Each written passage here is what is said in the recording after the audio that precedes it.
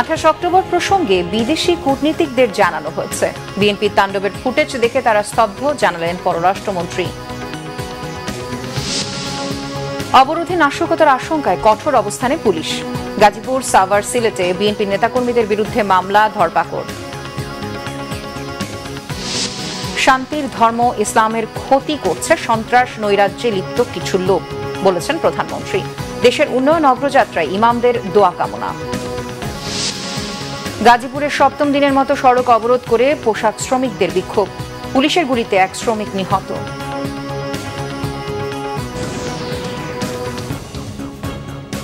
দেখছিলেন সংবাদ শিরোনাম, এবার বিস্তারিত। 28 অক্টোবর বিএনপির কর্মসূচিকে ঘিরে সংঘর্ষের বিষয়ে কূটনীতিকদের অবহিত করেছে সরকার। রাষ্ট্রীয় অতিথি ভবন যমুনায় মার্কিন রাষ্ট্রদূত পিটার হাস সহ বাংলাদেশে নিযুক্ত 40টিরও বেশি দেশের কূটনীতিকদের সাথে বৈঠকে পররাষ্ট্রমন্ত্রী, প্রতিমন্ত্রীর পাশাপাশি উপস্থিত ছিলেন আইনমন্ত্রী আনিসুল হক এবং প্রধানমন্ত্রীর শিল্প ও বিনিয়োগ বিষয়ক উপদেষ্টা সালমান এফ রহমান। পরে পররাষ্ট্রমন্ত্রী এ কে আব্দুল মোমেন জানান, বিএনপি তাণ্ডবের ভিডিও চিত্র কূটনীতিকদের দেখানো হচ্ছে, এতে স্তব্ধ হচ্ছেন তারা। বিএনপি নির্বাচন বানচালের জন্যই এমন নৈরাজ্য করছে বলেও কূটনীতিকদের জানিয়েছে পররাষ্ট্রমন্ত্রী। এ সময় পররাষ্ট্র প্রতিমন্ত্রী শাহরিয়ার আলম সাংবাদিকদের জানান, ভিডিও ফুটেজ দেখানোর পর বিদেশিদের প্রশ্ন করার সুযোগ দেওয়া হচ্ছিল, তবে তারা কোনো ধরনের মন্তব্য করেননি। কিছু কিছু রাষ্ট্র দেশের অভ্যন্তরীণ বিষয়ে শিষ্টাচার বহির্ভূতভাবে বিবৃতি দিচ্ছে বলেও পররাষ্ট্র প্রতিমন্ত্রী এ সময় অভিযোগ করেন। বিএনপি ও জামায়াতে ইসলামীর ডাকা 3 দিনের অবরোধ কর্মসূচির সময় নাশকতার শঙ্কা রয়েছে বলে জানিয়েছেন পুলিশের অতিরিক্ত কমিশনার ডক্টর খন্দকার মহিদউদ্দিন। বলেন, সব বিষয়ে মাথায় রেখে নিরাপত্তার ব্যবস্থা নেওয়া হচ্ছে। নাশকতা বা আগুন সন্ত্রাস করে ছাড় পাওয়ার সুযোগ নেই বলেও হুঁশিয়ারি দেন তিনি। ডিএমপি সদর দপ্তরে সাংবাদিকদের সঙ্গে আলাপকালে খন্দকার মহিদউদ্দিন বলেন, সুনির্দিষ্ট কোনো তথ্য নেই, তবে নাশকতা যে করবে সমসাময়িক কর্মকাণ্ড তারই ইঙ্গিত দিচ্ছে। পুলিশকে নাশকতাকারীদের তথ্য দিয়ে সহযোগিতা করতে সবার প্রতি আহ্বানও জানান তিনি। বলেন, 28 অক্টোবর রাজধানীতে বিএনপির মহাসমাবেশকে কেন্দ্র করে সহিংসতা, অগ্নিসংযোগ, পুলিশের উপর হামলা, পুলিশ হত্যা করা হচ্ছে। সিসিটিভি ফুটেজ দেখে সবাইকে শনাক্ত করা হবে। সরকারি স্থাপনায় হামলা, প্রধান বিচারপতির বাসভবনে হামলার ঘটনায় 36টি মামলা হচ্ছে। দলীয় কর্মসূচিতে বিশৃঙ্খলা না করতে রাজনৈতিক দলগুলোর প্রতিও আহ্বান জানান পুলিশের এই কর্মকর্তা। সায় দিতে না চায় সে অধিকারকেও কিন্তু তাদেরকে প্রোটেকশন দিতে হবে।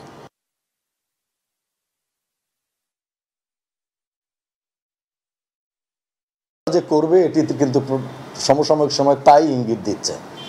কারণ এবং নাশকতার যে তাদের অ্যাটিচিউড, এটি আসলেই বলা যায় যে অবিশ্বাস্য রকমের অ্যাটিচিউড। কাজেই সে সংখ্যা তো আমাদের আছেই, নিরাপত্তা পরিকল্পনা আমাদের সেভাবে আছে। আবারও বলছি, মহানগরবাসীও আপনারা সকলে আইনের প্রতি যেমন অধিকার, সব কিছুর অধিকারের জায়গা, দায়িত্বের জায়গা, আমি সকলকে অনুরোধ করব যে আমরা সকলে যেন খেয়াল রাখি নিজস্বভাবে, ও যে নিজের এলাকায় যেগুলো কারা করে। বাসে অগ্নিসংযোগ, ভাঙচুর সহ নাশকতার ঘটনায় গাজীপুর ও সাভারে বিএনপির 5 শতাধিক নেতাকর্মীর বিরুদ্ধে মামলা হয়েছে। গাজীপুরে গ্রেফতার হয়েছে অর্ধশতাধিক। এদিকে সিলেটে হরতালে পুলিশের সাথে সংঘর্ষের ঘটনায় 5টি মামলা করেছে পুলিশ। পুলিশ জানায়, গাজীপুর মহানগরে কোনাবাড়ি কলেজ গেট এলাকায় বাসে অগ্নিসংযোগের ঘটনায় 250 নেতাকর্মীর বিরুদ্ধে মামলা হয়েছে। বাসের মালিক বাদী হয়ে থানায় বিএনপির সভাপতি ও সাধারণ সম্পাদক সহ 19 জনের নাম উল্লেখ করে মামলাটি করেন কোনাবাড়ি থানায়। কালিয়াকৈর থানায় নাশকতার অভিযোগে বিএনপির কেন্দ্রীয় কমিটির সহ শ্রম বিষয়ক সম্পাদক হুমায়ুন কবির খান সহ 19 জনের বিরুদ্ধে মামলার পর গ্রেফতার করা হয় 5 জনকে। এছাড়া আরও বিভিন্ন থানায় মামলার পর 47 জনকে গ্রেফতার করা হচ্ছে। এদিকে 28 অক্টোবর সাভারের হেমায়তপুরে বাসে আগুন দেয়া ও হুলাইল বাস স্ট্যান্ডে গাড়ি চলাচলে বাধা ও ককটেল বিস্ফোরণের ঘটনায় পুলিশ 2টি মামলা করে। সিলেটে হরতালে পুলিশের সাথে সংঘর্ষের ঘটনায় বিভিন্ন থানায় 5টি মামলা করেছে পুলিশ। মামলায় 69 জনের নাম উল্লেখ সহ অজ্ঞাতনামা আরও 470 জনকে আসামি করা হয়। এছাড়া ফেনীতে 1.5 শতাধিক নেতাকর্মীর বিরুদ্ধে 8টি মামলা হয়েছে। খাগড়াছড়িতে আসামি অর্ধশতাধিক ও বগুড়ায় 36 জন। প্রধানমন্ত্রী শেখ হাসিনা বলেছেন, দেশে যার ধর্ম সে পালন করবে। সন্ত্রাসবাদ, জঙ্গিবাদ দমন ও মানুষ হত্যা বন্ধে তিনি ইমামদের সহযোগিতা চান। সকালে রাজধানীতে পূর্বাঞ্চলের জাতীয় ইমাম সম্মেলনে সন্তানরা যাতে জঙ্গিবাদ ও সন্ত্রাসে জড়িয়ে না পড়ে, মাদকে আসক্ত না হয়, সজাগ থাকার প্রতি আহ্বান জানান অভিভাবকদের প্রতি। যুদ্ধের নামে নারী ও শিশু হত্যা বন্ধে বিশ্ব নেতাদের তাগিদ দেন তিনি। শুরুতে মসজিদে নবাবির ইমাম শায়েখ ডক্টর আবদুল্লাহ বিন আব্দুর রহমান আল বুয়াইজানকে পরিচয় করিয়ে দেওয়ার পাশাপাশি দেশের উন্নয়ন অগ্রযাত্রায় ইমামদের দোয়া চান তিনি। সকাল 11টায় শুরু হওয়া সম্মেলন থেকে ষষ্ঠ পর্যায়ে আরও 50টি মডেল মসজিদ ও ইসলামিক সাংস্কৃতিক কেন্দ্রের উদ্বোধন করেন প্রধানমন্ত্রী। জাতীয় পর্যায়ে শ্রেষ্ঠ ইমাম ও বিশ্বজয়ী হাফেজদের হাতে পুরস্কারও তুলে দেন তিনি। বেতন বৃদ্ধির দাবিতে সপ্তম দিনের মতো বিক্ষোভ করেছে পোশাক শ্রমিকরা। গাজীপুরে পুলিশের গুলিতে নিহত হয়েছে এক শ্রমিক। গাজীপুরে ঢাকা ময়মনসিংহ মহাসড়কে অবস্থান নিয়ে বিক্ষোভ করে পোশাক শ্রমিকরা। দুপুরে সাইনবোর্ড এলাকায় পুলিশের একটি পিকআপে আগুন দেয় তারা। কোনাবাড়ি থেকে ভোগড়া বাইপাস পর্যন্ত ঢাকা ময়মনসিংহ মহাসড়কের বিভিন্ন জায়গায় অবস্থান নিয়ে অবরোধের চেষ্টা করে শ্রমিকরা। পুলিশ বাধা দিলে শ্রমিকদের সাথে ধাওয়া পাল্টা ধাওয়া হয়। বাসন থানার মালিকের বাড়ি এলাকায় পুলিশের গুলিতে আহত হন রাসেল হাওলাদার নামে এক শ্রমিক। পরে ঢাকা মেডিকেলে তার মৃত্যু হয়। এদিকে আশুলিয়ার জামগড় এলাকায় বিক্ষোভ করে কয়েকটি পোশাক কারখানা শ্রমিকরা। বিক্ষোভের মুখে বেশ কিছু কারখানায় ছুটি ঘোষণা করা হচ্ছে। বিভিন্ন কারখানা সহ আব্দুল্লাহপুর বাইপাল সড়কের বিভিন্ন স্থানে বিপুল সংখ্যক পুলিশ মোতায়েন হচ্ছে। শ্রমিকরা জানায় মজুরি বৃদ্ধির দাবি না মানা পর্যন্ত আন্দোলন চালিয়ে যাবেন তারা, যদিও শ্রমিকদের দাবি অযৌক্তিক বলছে কারখানা কর্তৃপক্ষ। নির্মাণের কাজের মধ্যেই ভাঙনের কবলে টেকসই বেড়িবাঁধ। বাগেরহাটের শরণখোলায় 200 মিটার এলাকার ব্লক ধসে গেছে নদীতে। এতে আতঙ্ক ছড়িয়ে পড়েছে এলাকায়। জরুরি ভিত্তিতে জিও ব্যাগ ফেলে বাঁধ রক্ষার কাজ করছে পানি উন্নয়ন বোর্ড।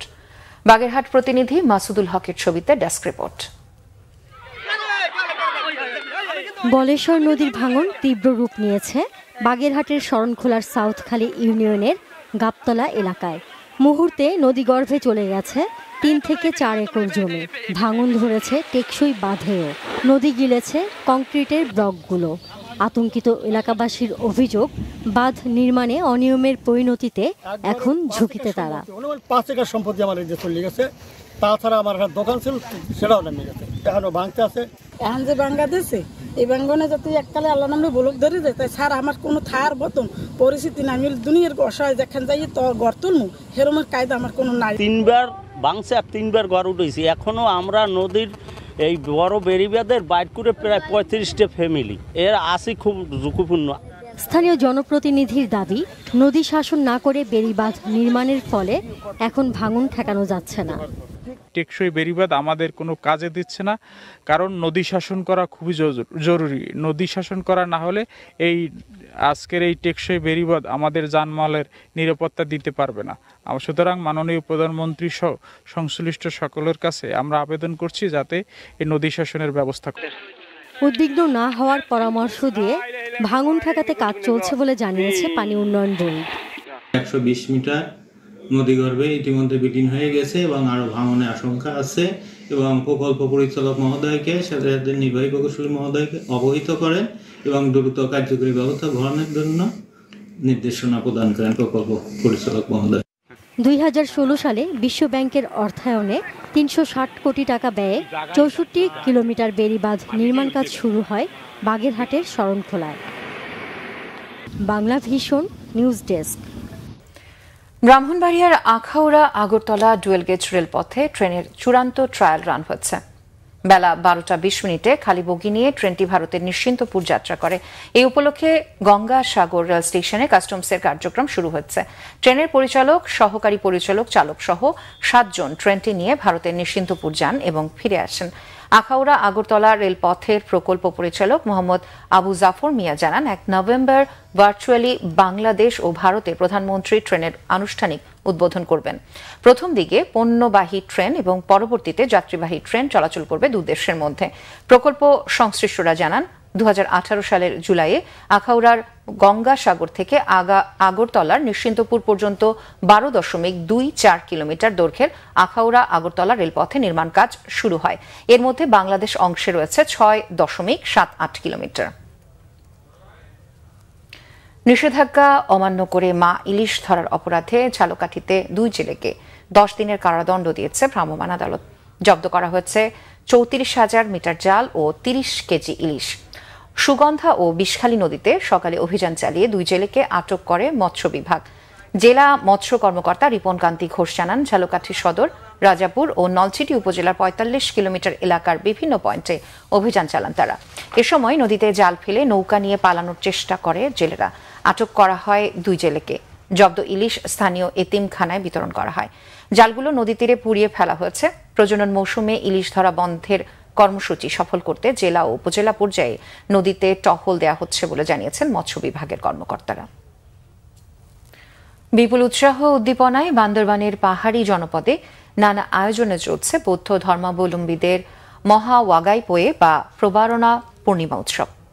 3 মাস বর্ষাবাস ও উপবাস সংযম পালনের পর বৌদ্ধ ধর্মাবলম্বীরা এই প্রবারণার উৎসব পালন করে। বান্দরবানের প্রতিটি পাহাড়ি জনপদে ছড়িয়ে পড়েছে উৎসবের আমেজ।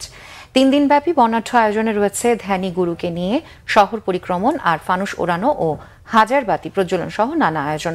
অনুষ্ঠান সাধারণ বুদ্ধ পূজা, পিণ্ডদান আর ধর্ম দেশনার মধ্যে সীমাবদ্ধ থাকলেও বান্দরবানের মারমা নৃগোষ্ঠীর মানুষ 3 থেকে 5 দিন ব্যাপী বর্ণিল আয়োজনে এই উৎসব পালন করে আসছে। গত 2 দিন ধরে শত শত ফানুসবাতির আলোয় ঝলমল করছে রাতের আকাশ। তরুণ তরুণীরা নেচে গিয়ে আনন্দ করছে। রাজ্যকে পিঠা তৈরি করে অতিথিরা আপ্যায়ন করছে। আজ রাতে মারমাদের ঐতিহ্যবাহী রথযাত্রার মধ্য দিয়ে শেষ হবে ওয়াগাইপোয়ে বা প্রবারণা পূর্ণিমার অনুষ্ঠান। দেশের বিভিন্ন জায়গার আরো কিছু খবর নিয়ে এবার একটি ডেস্ক রিপোর্ট। রাজধানীতে শনিবার রাজনৈতিক কর্মসূচির সময় সাংবাদিকদের উপর হামলার প্রতিবাদে মানববন্ধন হয়েছে বরিশালে। নগরীর সদর রোডে এ কর্মসূচিতে হামলাকারীদের দৃষ্টান্তমূলক শাস্তির দাবি জানান বক্তারা। এদিকে সাংবাদিকদের উপর হামলার প্রতিবাদে মানববন্ধন হয়েছে কুমিল্লার প্রেস ক্লাবে। এতে অংশ নিয়ে হামলার নিন্দা ও বিচারের দাবি জানিয়েছেন সাংবাদিকদের বিভিন্ন সংগঠন। একই ইস্যুতে বিক্ষোভ কর্মসূচি পালন করেছেন কুষ্টিয়ার সাংবাদিকরা। জেলা প্রশাসকের কার্যালয়ের সামনে ঘণ্টাব্যাপী কর্মসূচি পালন করেন তারা। 28 অক্টোবর পুলিশ হত্যা, অগ্নিসংযোগ, সন্ত্রাস, নৈরাজ্য ও লুটপাটের প্রতিবাদে শান্তি সমাবেশ করেছে সাতক্ষীরা মহিলা আওয়ামী লীগ। শহরের নিউ মার্কেট চত্বরে এ সমাবেশে জড়িতদের আইনের আওতায় আনার দাবি জানান নেতাকর্মীরা। বরেন্দ্র অঞ্চল সহ সারা দেশে সেচের পানি বিতরণ ও বিভিন্ন অনিয়ম দুর্নীতির বন্ধ সহ 7 দফা দাবিতে 5 নভেম্বর রাজশাহীতে বিক্ষোভের ঘোষণা দিয়েছে বরেন্দ্র বহুমুখী উন্নয়ন কর্তৃপক্ষ। দুপুরে বগুড়া প্রেস ক্লাবের সংবাদ সম্মেলনে বাংলাদেশ কৃষি সমিতির কেন্দ্রীয় কমিটি এ কর্মসূচি দেয়। কিশোরগঞ্জের 13 উপজেলায় কর্মরত গ্রাম পুলিশ বাহিনীর সদস্যদের সঙ্গে মতবিনিময় সভা করেছেন প্রধানমন্ত্রীর বিশেষ সহকারী কৃষিবিদ মশিউর রহমান হুমায়ুন। দুপুরে জেলা শিল্পকলা একাডেমি হলরুমে এ সভা হয়। হবিগঞ্জের নবীগঞ্জে এলাকাবাসীর সাথে মতবিনিময় সভা করেছেন যুক্তরাষ্ট্র প্রবাসী শাহ মোস্তফা কামাল। আগামী উপজেলা পরিষদ নির্বাচনে প্রার্থিতার আগ্রহ প্রকাশ করে স্থানীয়দের পাশে থাকার আহ্বান জানান। কুড়িগ্রামে প্রিন্ট ও ইলেকট্রনিক মিডিয়ার সাংবাদিকদের নিয়ে প্রশিক্ষণ কর্মশালা হয়েছে। কুড়িগ্রাম সার্কিট হাউস মিলনায়তনে দিনব্যাপী এই কর্মশালায় বিভিন্ন জেলার সাংবাদিকরা এতে অংশ নেন।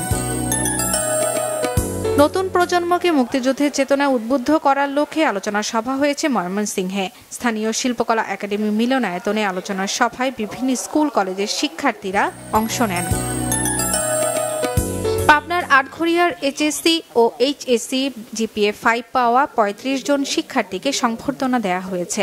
এ সময় কৃতি শিক্ষার্থীদেরকে বঙ্গবন্ধু শিক্ষাবৃত্তি দেওয়া হয়। বিশ্ব পোলিও দিবস উপলক্ষে শোভাযাত্রা করেছে সিলেট নোটারি ক্লাব। সিলেট কেন্দ্রীয় শহীদ মিনার থেকে শোভাযাত্রাটি নগরীর বিভিন্ন সড়ক ঘুরে জেলা পরিষদ মিলনায়তনে গিয়ে শেষ হয়। শর্মিলা কেয়া, বাংলা ভিশন নিউজ ডেস্ক। সংবাদ শেষ করব, শিরোনামগুলো আরো একবার জানিয়ে।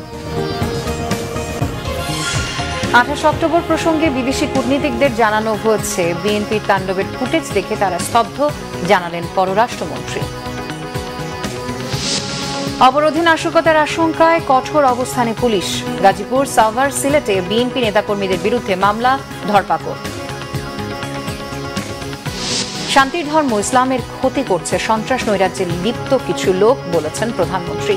দেশের উন্নয়ন অগ্রযাত্রা ইমামদের দোয়া কামনা। গাজীপুরের 7ম দিনের মতো সড়ক অবরোধ করে পোশাক শ্রমিকদের বিক্ষোভ, পুলিশের গুলিতে এক শ্রমিক নিহত।